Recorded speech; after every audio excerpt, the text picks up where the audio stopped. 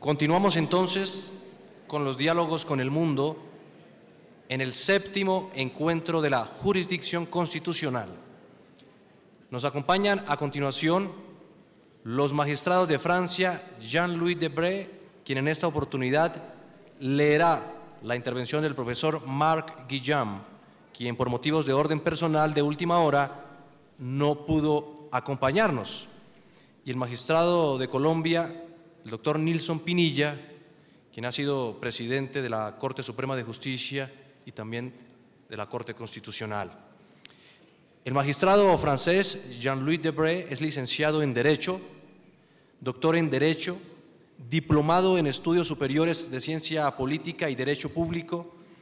Se ha destacado como magistrado en la Administración Central del Ministerio de Justicia, juez de instrucción en el Tribunal de Grande Instance de París, ministro del Interior de Francia, concejal de París y presidente de la Asamblea Nacional desde 2007 y fue nominado como presidente del Consejo Constitucional francés.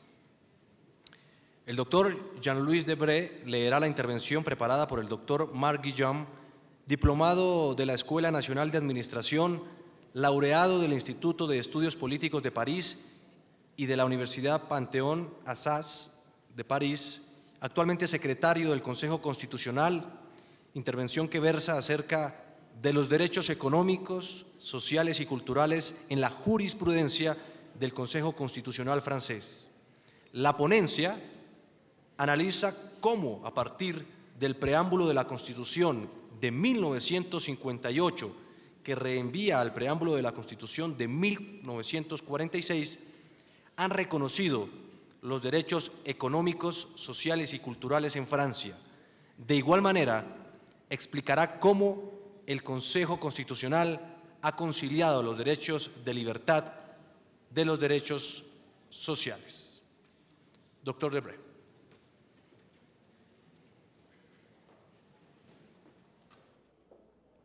Bien. Gracias, señor presidente de la Corte Constitucional, por su invitación a este encuentro. El Consejo Constitucional francés es muy honorado de poder participar a este evento en compañía de eminentes juristas. Quisiera, antes de empezar, saludar la memoria y el valor de Antonio Nariño, quien tradujo la Declaración de los Derechos Humanos de la Revolución Francesa de 1789, que sigue siendo una referencia constitucional en Francia. Je vais continuer en français. Le Conseil constitutionnel. El Consejo.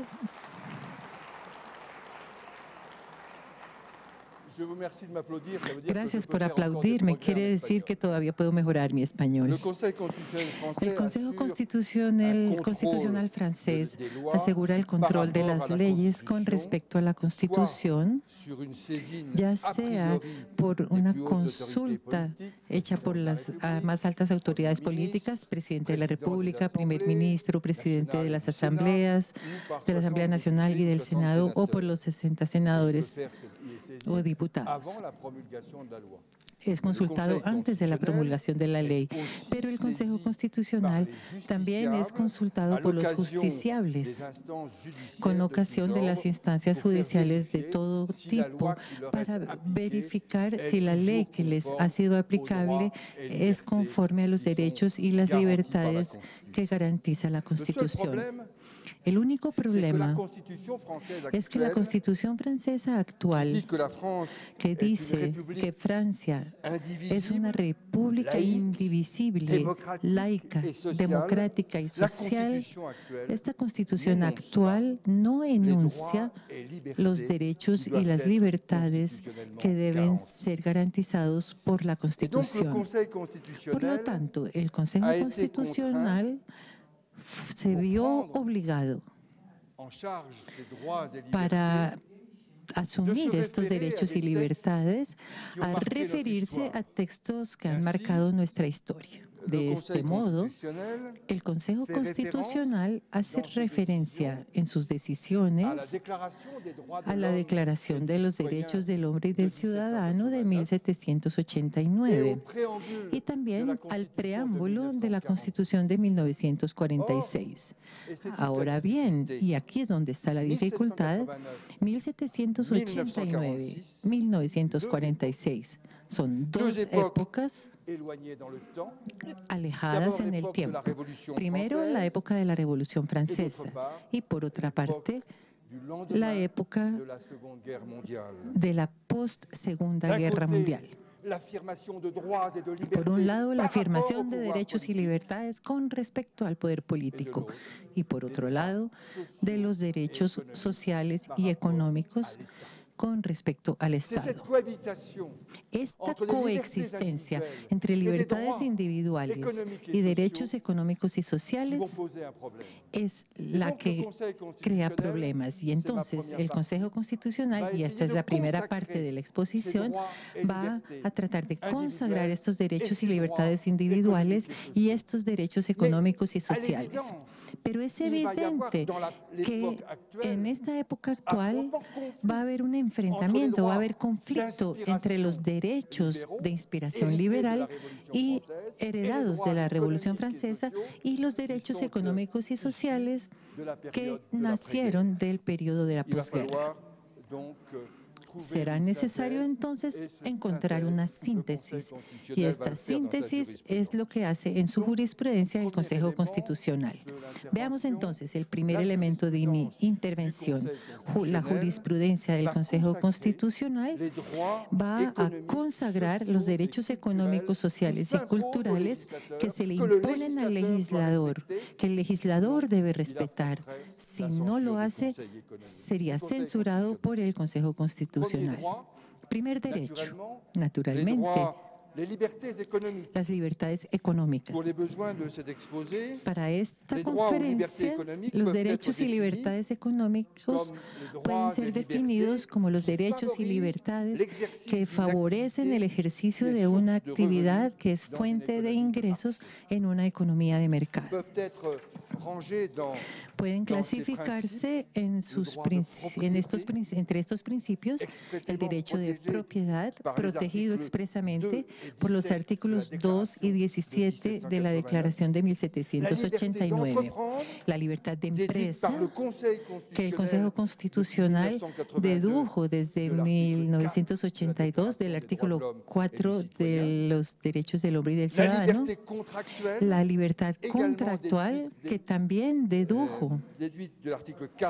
se dedujo del artículo 4 de la Declaración de los Derechos del Hombre y del Ciudadano. Hablemos primero de la protección constitucional del derecho de propiedad. A través de una decisión del Consejo Constitucional se plantea el principio y la importancia de este derecho de propiedad.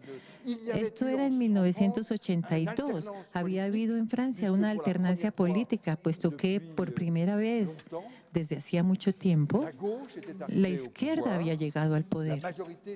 La mayoría socialista estaba en el poder. Y ellos quisieron hacer cierto número de nacionalizaciones, es decir, quisieron apropiarse del derecho de propiedad. Entonces el Consejo Constitucional intervino. Naturalmente fue consultado por la oposición de la época. Y hicimos una consagración bastante prudente, pero muy firme del derecho de propiedad. Prudente, primero, en la medida en que el Consejo señalaba que después de 1789 y hasta nuestros días, las finalidades y las condiciones de ejercicio del derecho de propiedad sufrieron una evolución caracterizada a la vez por una notable expansión de su campo de aplicación hacia nuevos campos individuales y también por limitaciones exigidas por el interés general. Prudente, entonces, esta declaración del Consejo Constitucional con respecto al derecho de propiedad. pero también es muy firme, puesto que agrega el Consejo, haciendo referencia al artículo 2 de la Declaración de los Derechos del Hombre y del Ciudadano, que la conservación de este derecho de propiedad es fundamental porque constituye uno de los objetivos de la sociedad política y porque debe ser puesto al mismo nivel este derecho de propiedad que la libertad, las garantías y la resistencia a la opresión. Desde un punto de vista económico, esto significa que nuestro orden constitucional prohíbe el colectivismo. Agreguemos que si las limitaciones del derecho de propiedad siguen siendo hoy el sentido de la jurisprudencia del Consejo Constitucional, también constituye un desarrollo y un refuerzo de esta protección. Esto también es cierto para su campo de aplicación, extendido a la propiedad industrial y comercial en 1991 y después a la propiedad cultural en 2006. Pero la extensión de la protección también tiene lugar, o también la vemos, sobre el fondo del derecho, especialmente gracias a una diferenciación razonada de esta protección. En efecto, el Consejo Constitucional distingue en su jurisprudencia dos tipos de protección, según las modalidades en que se amenaza el derecho de propiedad. Por un lado, la medida cuestionada conduce a una privación de la propiedad. En ese caso, debe ser justificada por una necesidad pública y debe entonces recibir una contrapartida justa y una indemnización previa. O, por otro lado, la medida atacada se refiere simplemente a una modalidad, o sea, es una amenaza a las modalidades de ejercicio de este derecho de propiedad. En ese caso, debe ser justificada por el interés general y debe ser proporcional al objetivo perseguido. Así, en una decisión reciente del 7 de diciembre del 2000, el Consejo Constitucional decidió que la ley que sometía a una autorización administrativa todo cambio de destino de un local comercial o artesanal amenazaba desproporcionadamente el derecho de propiedad. Por último, si esta amenaza es grave, puede constituir una desnaturalización del derecho de propiedad que equivale a una verdadera privación de este derecho. Derecho de propiedad, pero también libertad de empresa. A diferencia del derecho de propiedad, la libertad de empresa no está consagrada en un texto constitucional. Ningún texto en Francia lo prevé esta libertad de empresa. Fue el Consejo Constitucional el que dedujo este derecho del artículo 4 de la Declaración de los Derechos del Hombre y del Ciudadano. De este modo, indicó que la libertad, que consiste en poder hacer todo lo que no perjudica al otro, no podría ser preservada si hubiera restricciones arbitrarias o abusivas contra la libertad de empresa. Según el Consejo, la libertad de empresa, sin embargo, no es ni general ni absoluta, puesto que el Consejo dice que el legislador puede aportarle limitaciones relacionadas con las exigencias constitucionales o justificadas por el interés general, siempre y cuando no resulte una amenaza desproporcionada con respecto al objetivo buscado.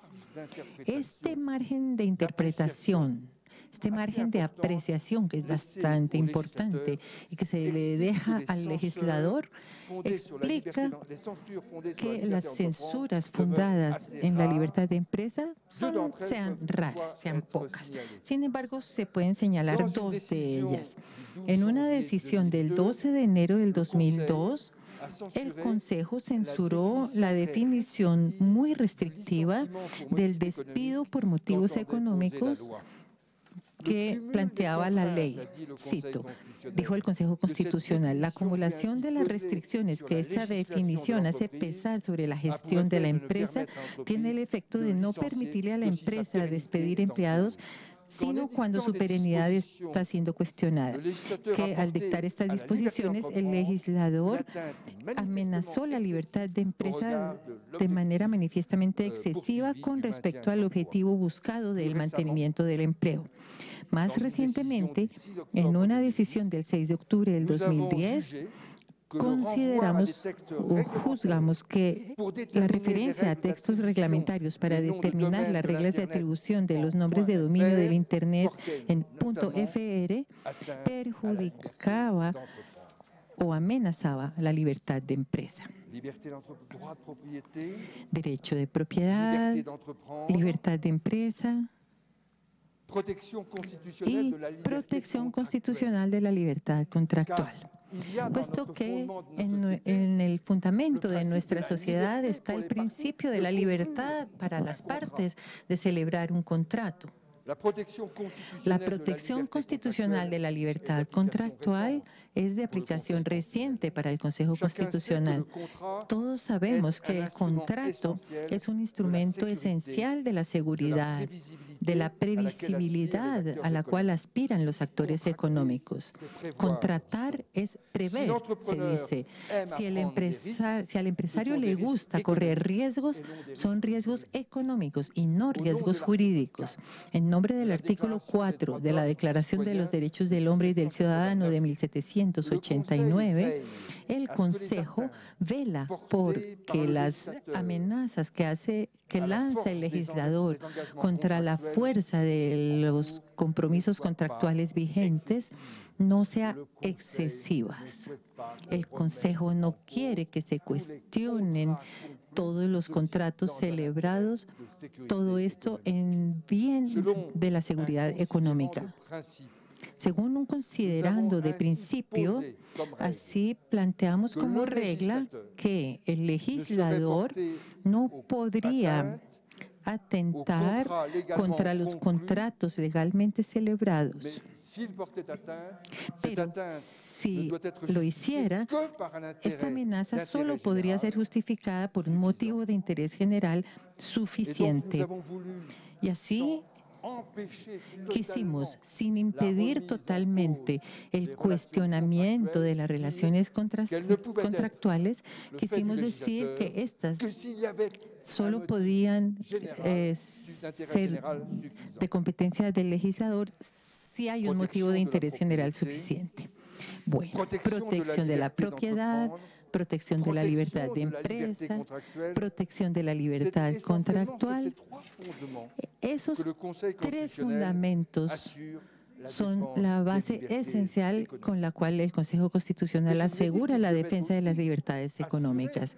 Pero como les dije, el Consejo también, como herencia de la posguerra, también debe asegurar o garantizar los derechos económicos y sociales. Estos derechos económicos y sociales no están enunciados en la Constitución de 1958, que es la Constitución actual de Francia. Estos están enunciados en el preámbulo de la Constitución de 1946. Es decir, una constitución que ya no se aplica, pero es una constitución a la cual nos referimos en la medida en que el preámbulo de la Constitución de 1958 menciona este preámbulo de la de 1946. ¿Qué son los derechos sociales? Para nosotros, primero, son la igualdad entre los hombres y las mujeres. Es el derecho a obtener un empleo. Este va unido al derecho de trabajar, puesto que el alcance de este último es incierto, a diferencia del derecho de obtener un empleo. Este último nunca fue invocado ante el Consejo Constitucional.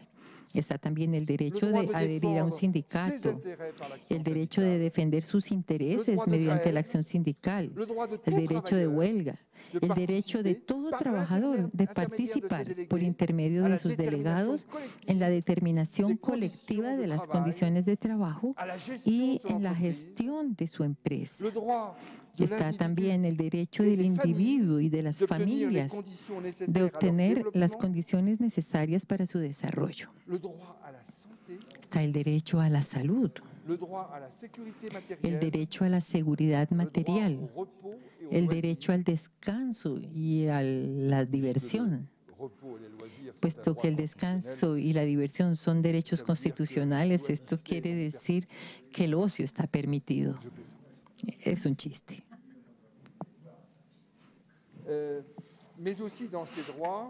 Pero Entre estos derechos también la solidaridad y la igualdad de todos los franceses ante las cargas que resultan de las calamidades nacionales. Cuando hay una calamidad y el gobierno quiere reflejar en el contribuyente, hacer caer sobre el contribuyente la indemnización de las personas que sufrieron daños, hay un principio por el cual velamos, y es el principio de la igualdad de los franceses ante las cargas que resultan de las calamidades nacionales. Otro principio por el que velamos es el del igual acceso del niño y del adulto a la instrucción, a la formación profesional y a la cultura. El preámbulo de la Constitución de 1946 constituye un programa a la vez generoso y general, compuesto por normas de un alcance muy variable. Algunas de estas normas son bastante abstractas. A otras quisimos darles una traducción precisa y jurídica. Pero en el campo social, el Consejo Constitucional le reconoce un margen de apreciación bastante amplio para el legislador. Según una fórmula que repetimos constantemente en nuestras decisiones, en nuestros fallos, el Consejo Constitucional no dispone de un poder general de apreciación y de decisión de la misma naturaleza que el del Parlamento. Aquí tenemos cuidado de no erigirnos en una tercera sala del Parlamento. No tenemos la legitimidad para reemplazar a los diputados ni a los senadores. En materia de protección de los derechos sociales, velamos por verificar que la ley que nos es presentada no sea manifiestamente inapropiada con respecto al objetivo buscado. De este modo, quisimos recordar que estos derechos existen, que son constitucionales y que en ningún caso, y esto lo repetimos, en ningún caso el legislador no podría privar de una garantía legal las decisiones de carácter constitucional y por lo tanto estos derechos sociales son exigencias constitucionales. El legislador tiene un margen de apreciación, pero nosotros velamos porque el objetivo buscado no conduzca a cuestionar estos derechos sociales. Entonces, como ya lo dije, hay libertades que tenemos que asegurar y hay derechos sociales y económicos que tenemos que proteger y naturalmente hay un momento en que estos derechos de inspiración liberal tendrán que enfrentarse a estos derechos sociales. Las hipótesis de conflicto son muy frecuentes. Por ejemplo, el derecho al trabajo. ¿Puede oponerse el derecho al trabajo a la libertad de empresa? Esta libertad de empresa incluye el derecho a despedir asalariados. ¿Puede el derecho al trabajo impedir el derecho al despido de trabajadores en la medida en que el derecho al trabajo es constitucional? Pero la libertad de empresa también es constitucional. Otro ejemplo. Hemos afirmado el derecho a la vivienda, la posibilidad que tiene toda persona de disponer de una vivienda decente.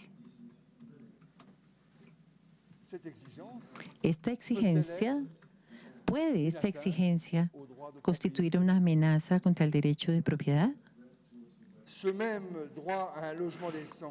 Este mismo derecho a una vivienda decente, ¿puede acaso del mismo modo justificar amenazas contra los contratos de arriendo vigentes y contra el principio constitucional de la libertad contractual? Los conflictos entre las libertades individuales y los derechos económicos y sociales son frecuentes, sobre todo desde que somos consultados a posteriori por los justiciables. Y ahí es donde sale a la luz de manera muy clara todas las divergencias ideológicas que todavía existen en Francia, divergencias que vienen del espíritu liberal de la Declaración de los Derechos del Hombre. En ese entonces se trataba de luchar contra el poder, se trataba de arrancarle las libertades al poder. Enfrentamiento con los derechos económicos y sociales, la revolución de la Segunda Guerra Mundial y la emergencia de un movimiento de los trabajadores impusieron desde 1848 en Francia el hecho de tener en cuenta cierta cantidad de derechos que no estaban mencionados en la Declaración del Hombre y del Ciudadano. Cada cual tiene derecho a fumar. Cada cual tiene derecho, si le gusta, a coger un cigarrillo, una pipa y fumar. Esa es la libertad, es su propia libertad. Pero nos damos cuenta de que el exceso de tabaco, el tabaquismo, plantea cierta cantidad de problemas para la sociedad. ¿Y cómo respetar a la vez el derecho de cada cual a vivir como le guste y por lo tanto a fumar en este caso? Y tener en cuenta al mismo tiempo los derechos de la colectividad, los derechos de la sociedad de no llenarse de humo, de no ser llenada de humo por los que fuman. Comenzamos entonces diciendo que la prohibición de la publicidad para el tabaco encontraba en el principio constitucional de protección de la salud pública un fundamento válido que justificaba la amenaza contra el derecho de propiedad de marcas y de libertad de empresa. Sí, hay un derecho más importante que la libertad individual de fumar. Es el derecho que tiene ese ciudadano francés, el derecho a la salud. Y esa fue la decisión que tomamos. Pero si resulta que si uno fuma en un lugar público, está atentando contra la salud de los demás. Por eso establecimos esta jerarquía entre los derechos y le dimos prioridad al derecho a la salud pública. En virtud de esta misma lógica, la protección de la salud de los consumidores puede justificar que algunas actividades artesanales potencialmente peligrosas sean hechas por personas calificadas. Tuvimos que decidir para saber si íbamos a autorizar a los ciudadanos a convertirse en ortodoncistas. Había todo un grupo de presión, un lobby, que nos decía que fabricar prótesis dentales no era muy difícil, puesto que se hacía según la prescripción de un médico, ser rehabilitadores dentales.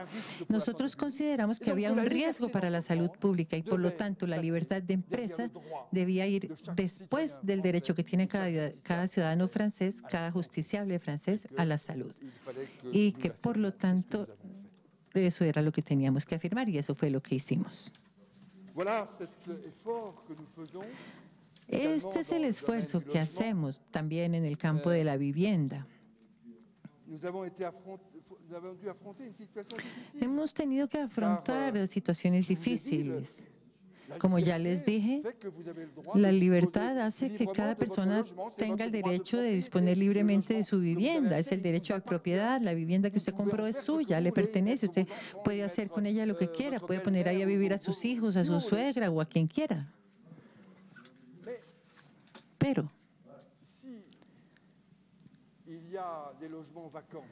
si hay viviendas vacías, vacantes, y si usted no quiere que nadie ocupe su vivienda, pero si en la sociedad hay personas que no tienen dónde vivir y el derecho a la vivienda también es un derecho constitucional que hemos reconocido, ¿cuál va a ser más importante ahí, el derecho de propiedad o el derecho a una vivienda decente?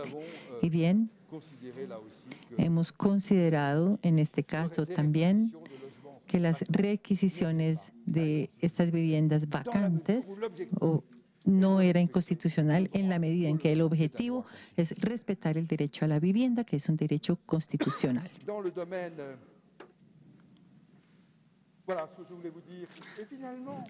Bueno, Finalmente, el derecho a las libertades, esto es como en una familia.